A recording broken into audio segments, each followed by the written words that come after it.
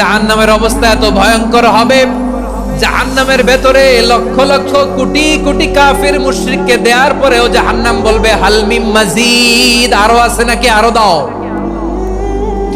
কোটি কোটি কাফেরের দল, মুশরিকের দল, সীমা লঙ্ঘনকারী দল, তাদেরকে যখন জাহান্নামে ফেলা হবে, বড় বড় পাথর খণ্ড জাহান্নামে ফেলা হবে, তারপরও জাহান্নাম বলবে হাল মিন মাজিদ, আরো আছে নাকি, দাও, আরো দাও, আরো দাও।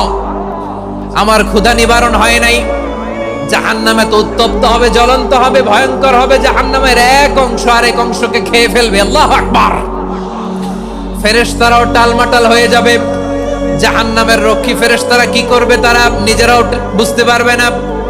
কোটি কোটি মুশরিক কাফেরদেরকে জাহান্নামে নিক্ষেপ করার পরেও জাহান্নাম ঠান্ডা হবে না, শান্ত হবে না, বলবে হাল মিন মাজিদ, আরো আছে নাকি, আরো দাও। তখন আল্লাহ তাআলার কুদরতি পা জাহান্নামের ভেতরে ঢুকিয়ে দিবেন। সুবহানাল্লাহ পড়তে পারলেন না মজা করে?